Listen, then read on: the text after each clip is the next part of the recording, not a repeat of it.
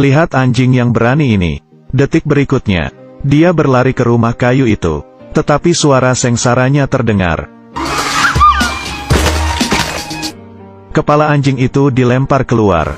Adegan di depan ini membuat pemuda yang bernama Stan ini ketakutan. Ada apa yang terdapat di dalam rumah kayu itu yang begitu kejam, yang membuat anjing kesayangannya mati mengerikan di depannya. Stan berlari masuk ke rumah, ingin mencari senjata, tetapi di saat ini, kakeknya berjalan mendekat. Dengan marah bertanya, "Apa yang kamu lakukan lagi? Tidak tahu kan saya sedang membuat senjata baru lagi, membuat saya khawatir terus-menerus." Stan langsung menjelaskan, "Saya tidak sengaja, di rumah kayu itu, tidak tahu ada apa di dalamnya. Dia membunuh anjing peliharaan kita." Setelah kakek mendengarnya langsung marah, "Kamu yang penakut ini, saya yang hadapi dia saja." Setelah itu kakek datang ke depan rumah kayu. Dia mengangkat tongkat dan ingin membalas dendam demi anjingnya. Melihat kakeknya masuk ke dalam rumah kayu, Stan sangat khawatir, tetapi dia yang penakut tidak berani masuk. Kemudian, terdengar suara teriakan lagi.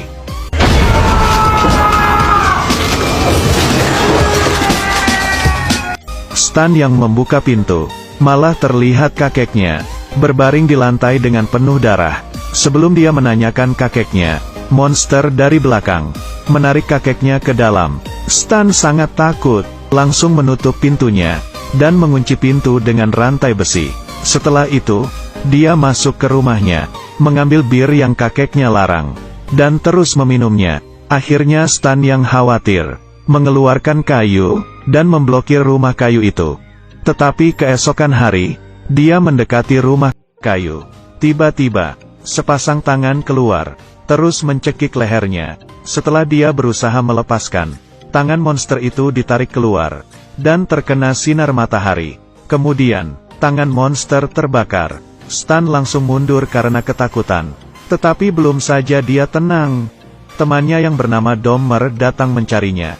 Stan langsung menghentikannya, dan memberitahu tentang ada monster di dalam rumah kayu. Dommer tertawa mendengar hal itu.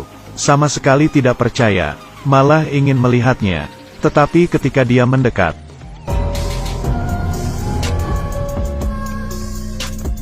membuatnya takut dan terus mundur. Akhirnya dia percaya. Akhirnya mereka menutup lubang yang rusak itu. Menghadapi hal ini, Dommer tidak takut, malah sangat senang.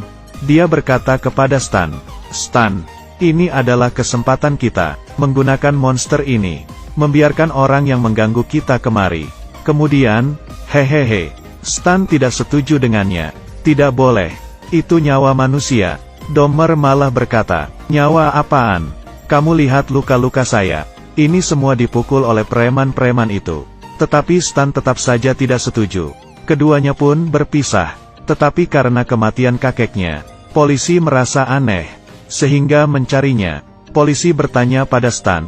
Dia sulit menjelaskannya, hanya mengalihkan pembicaraan. Polisi sangat curiga. Keesokan harinya, saat Stan ke sekolah, polisi datang memeriksa.